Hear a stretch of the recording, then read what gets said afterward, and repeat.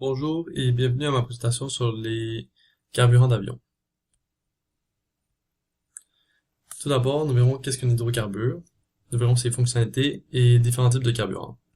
Donc, un hydrocarbure, c'est une molécule composée de carbone et d'hydrogène. Ils ont normalement des structures de chaînes de carbone, mais peuvent parfois aussi être des chaînes ramifiées et des cycles. Un exemple d'hydrocarbure serait l'hexane, une molécule à 6 carbone. Leur fonction primaire est l'apport en énergie. On les retrouve donc dans plusieurs types de moteurs.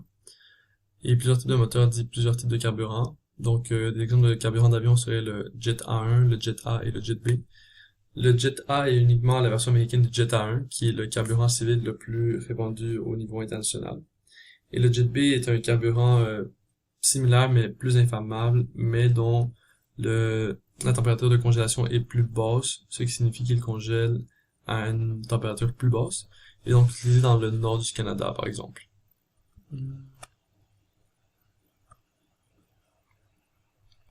Maintenant, voyons le plan de la présentation.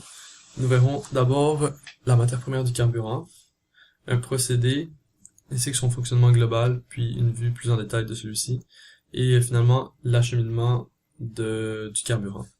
Et nous finirons avec une conclusion. La matière première et ses provenances principales et alternatives. Dans ma présentation, je me baserai sur le Jet A1, puisqu'il s'agit d'un carburant d'avion les plus répandus dans le monde. Donc, sa matière première est le kérosène, une molécule, un hydrocarbure de 9 à 16 carbone. Et évidemment, sa provenance principale est celle du pétrole, mais il existe aussi des sources alternatives telles que le kérosène solaire, le biokérosène à base d'algues et de microalgues, et le kérosène formé à partir de charbon liquéfié. Ci-dessous, on voit une photo d'une tour qui sert à synthétiser du kérosène solaire. Passons maintenant à la production du carburant. Mais voyons rapidement sa combustion et ses standards. Le carburant d'avion est composé majoritairement de kérosène, mais peut contenir jusqu'à 25% volumique d'aromatiques, des additifs et malheureusement du sulfure, un composé indésirable. Il doit atteindre des standards de point de congélation et de viscosité aussi. Retour à la production, nous verrons comment il est possible de produire du kérosène à base de charbon liquéfié, une méthode qui a pour avantage de produire moins de gaz à effet de serre que le raffinage du pétrole, mais qui ne contient pratiquement pas d'aromatiques.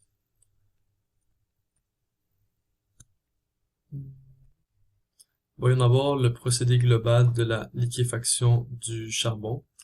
Voici donc ci-dessous un schéma bloc du procédé global. On peut voir les différentes étapes, donc la gasification du charbon par de la vapeur et de l'oxygène, le reformage à la vapeur du monoxyde de carbone, la purification des gaz, puis ensuite le procédé de Fischer-Tropsch qui va permettre de synthétiser des hydrocarbures, puis finalement le raffinage qui permet de séparer les hydrocarbures pour obtenir la coupe désirée d'hydrocarbures, donc une coupe de 9 à 16 atomes de carbone. Passons tout de suite à la gasification du charbon. Celle-ci se produit dans un gasificateur de Lurgi à cendre sec et immobile, qui atteint des températures de 800 à 1800 degrés Celsius. Dans le haut, on atteint une température de 1000 degrés, alors que dans le bas, une température de 1800 degrés Celsius. Par la conduite crude gas, les gaz synthétisés vont ressortir à une température autour de 1000 degrés. Et comment fonctionne ce gasificateur, allez-vous me demander? Eh bien, au bas de l'appareil, par la conduite steam and oxygène, de la vapeur et de l'oxygène sont alimentés à l'appareil, et par le haut, on alimente du charbon. Lorsque les réactifs entrent en contact, ils réagissent pour former des gaz synthétiques et des cendres. Grâce à la haute pression à laquelle l'appareil opère, eh bien, les gaz synthétiques vont ressortir par la conduite crude gas, et les cendres vont tomber vers un conduit de purge grâce à une grille rotative que possède l'appareil. Malheureusement, cet appareil est vulnérable aux accumulations de cendres dans le bas de l'appareil, mais il a un très bon rendement en gaz synthétique.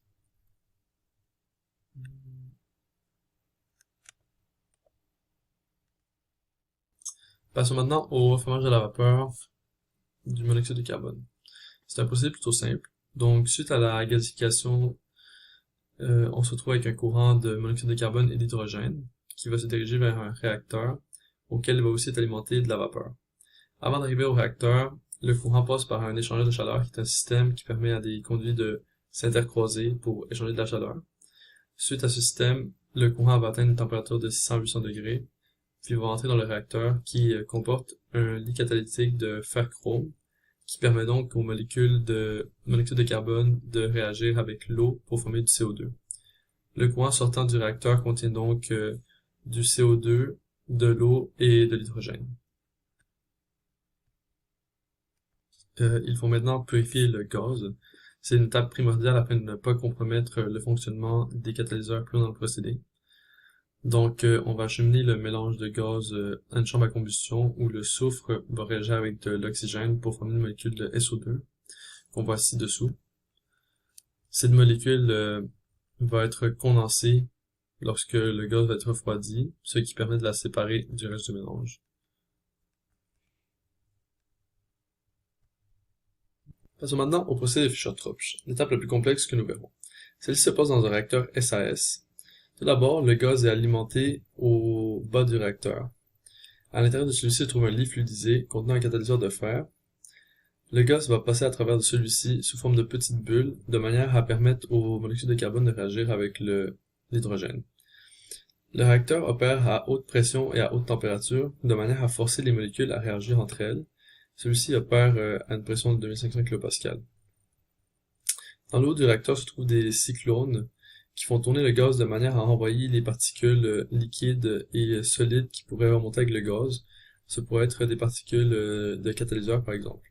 Finalement, au haut du réacteur, un courant ressort avec les hydrocarbures sous forme gazeuse. Ce réacteur forme des chaînes de carbone pouvant être de 1 à une centaine de carbone. Passons maintenant au raffinement des hydrocarbures. Ce procédé permet de séparer les hydrocarbures selon leur volatilité. Les hydrocarbures les plus volatiles ressortent au haut de la colonne et les moins volatiles ressortent au bas de la colonne. Cela traduit aussi la longueur des chaînes de carbone puisque les chaînes de carbone les plus courtes sont plus volatiles et ressortent au haut de la colonne. Finalement, lorsque les hydrocarbures qui constituent le kérosène sont séparés, on leur ajoute des additifs et on les achemine à bon port par des gazoducs ou bien par des camions. Pour conclure, je tiens à souligner que l'exploration et le développement de sources alternatives de production d'hydrocarbures est primordial, puisque, en plus de créer beaucoup de gaz à effet de serre, l'exploitation du pétrole ne pourra pas durer indéfiniment puisque c'est une ressource limitée. Merci de m'avoir écouté.